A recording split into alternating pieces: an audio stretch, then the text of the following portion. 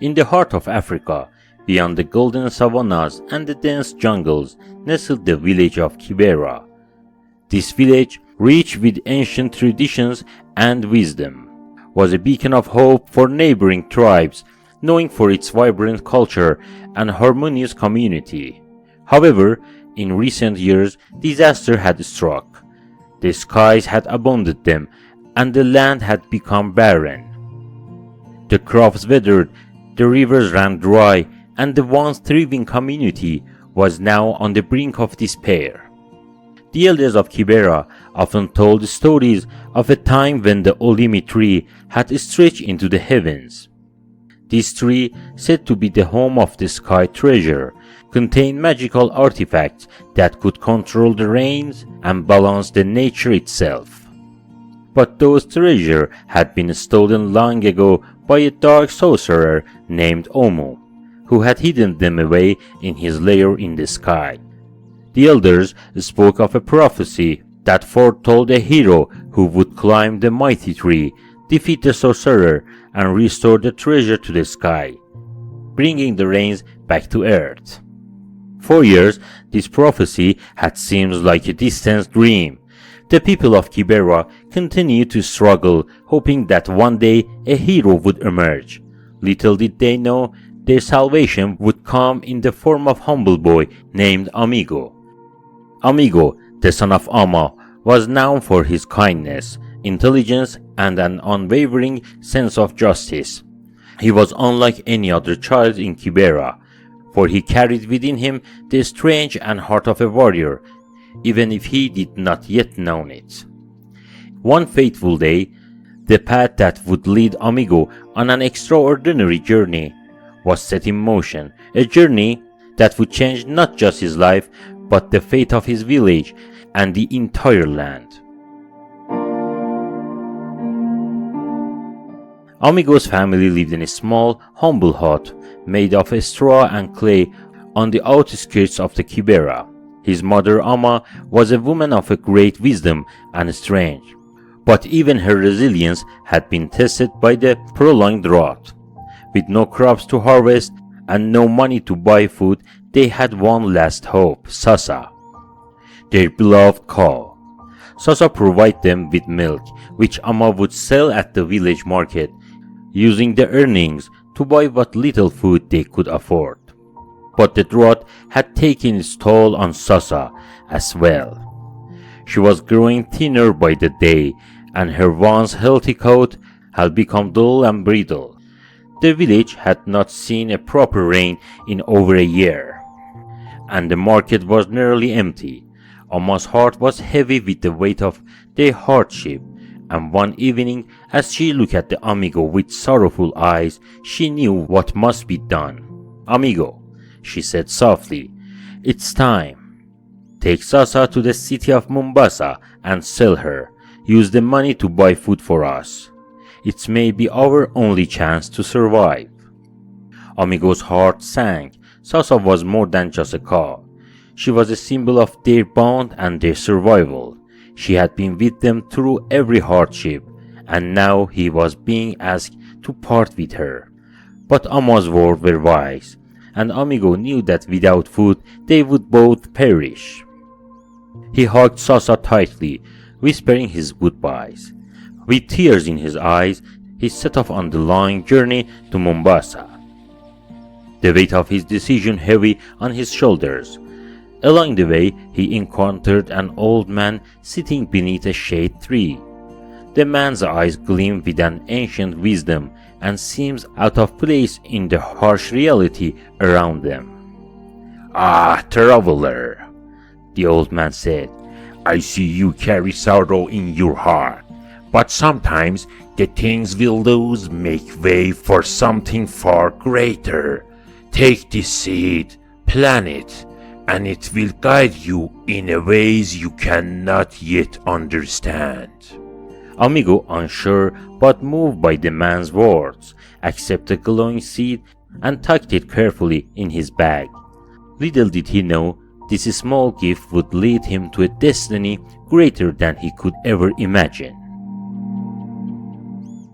Amigo arrived in Mombasa, the bustling coastal city and sold Sasa for a fair price.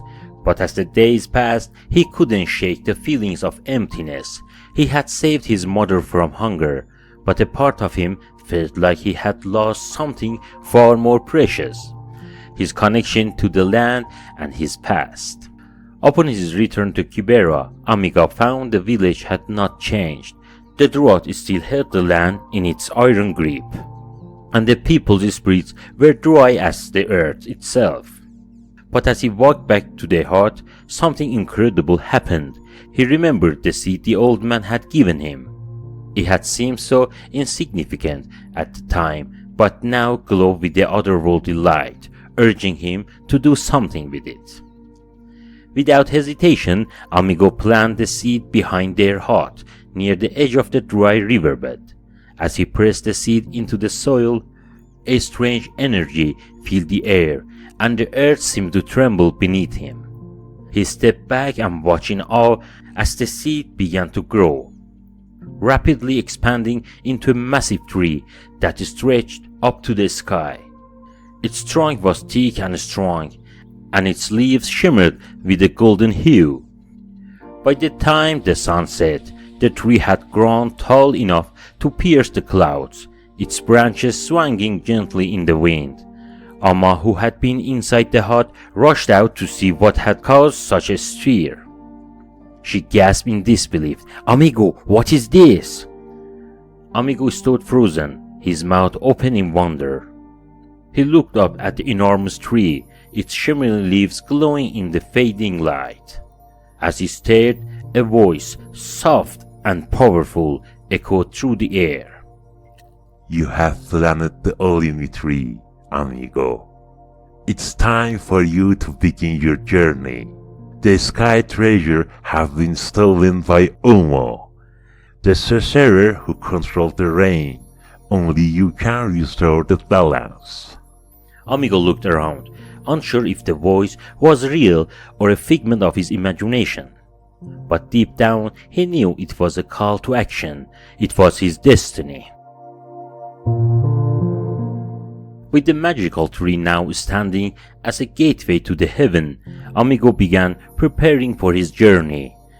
The great guardian of the tree, Yara, appeared before him, a tall and graceful woman whose eyes shimmered with celestial wisdom. She handed Amigo 3 gifts that would aid him to his quest: a golden spear that could summon the rains, a shield of protection, and a mask that allowed him to communicate with animals. Use this gift wisely, Amigo, Yara said, her voice both kind and stern. But remember, it's your heart that will guide you.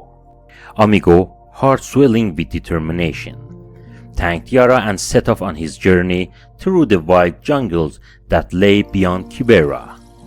The path ahead was treacherous and filled with challenges. The jungles were thick with dangerous creatures, and wild rivers crunched with deadly currents. Yet, with each obstacle, Amigo's bravery grew. One evening, as he walked along a narrow trail, he found a giant crocodile blocking his way. The reptile's eyes gleamed with malice, and its massive jaws opened in a threatening hiss.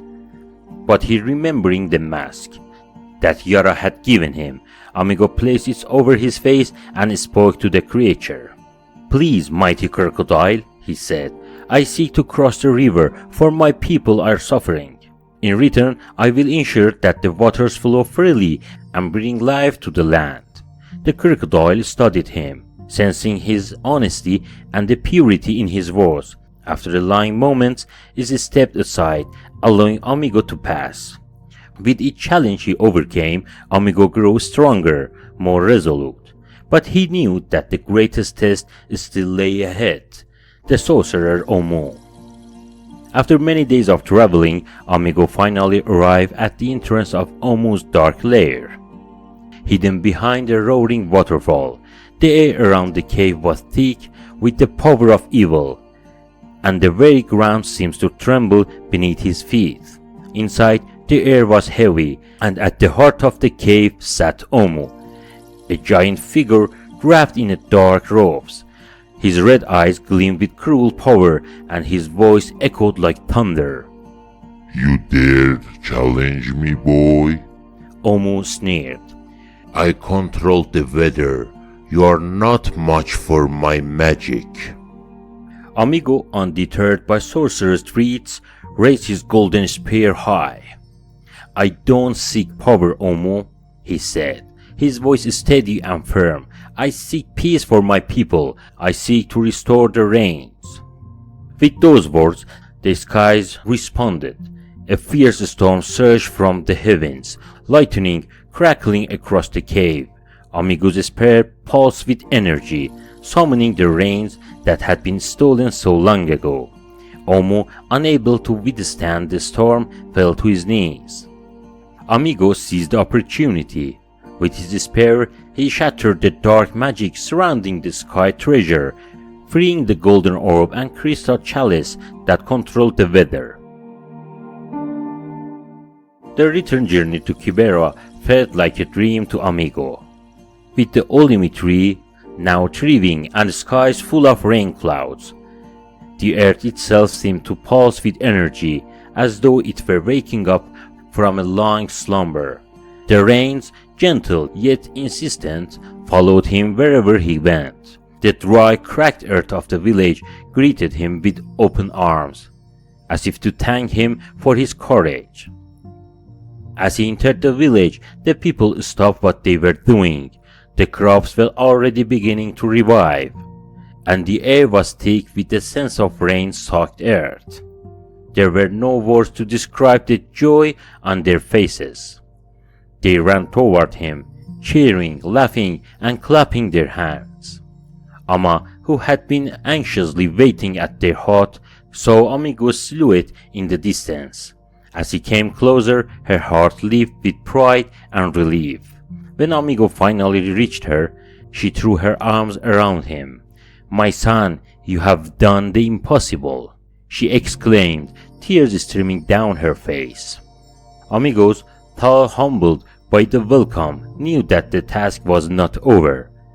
He walked to the heart of the village and placed the sky treasure, the golden orb and the crystal chalice on the sacred altar beneath the Olimi Tree. The treasures shimmered with a soft, radiant glow, and as the villagers gathered around, they could feel the energy of the heavens flowing back into the air. As the first drop of rain fell upon his forehead, Amigo closed his eyes and felt an overwhelming sense of peace wash over him. The balance between the heavens and the earth had been restored. The crops began to grow tall and strong, the rivers swelled with life, and the village of Kibera flourished once more. Years passed and the village of Kibera transformed. Where once there was a dust and despair, and now stood lush, vibrant fields of crops, lush forests, and crystal-clear rivers. The Olimi Tree had grown even taller, its branches spreading wide and far, an eternal symbol of balance, prosperity, and strength of nature. Amigo had grown into a wise elder, his face withered by time, but his heart as young and full of hope as ever. His name was spoken with reverence across the land, not just in Kibera, but throughout the neighboring villages, as the boy who had bridged the heavens and the earth. His wisdom was sought by many, and his guidance was always rooted in humility and compassion. Amigo's journey, though legendary, was not just one of heroism. It was a testament to the power of hope, unity, and undying connection between humanity and nature. His story was passed down through generations, woven into the fabric of the village culture. It was told at firesides, during harvest festivals, and at times of a drought, as a reminder that no matter how hard the trails, the earth and its people would always find a way to thrive again.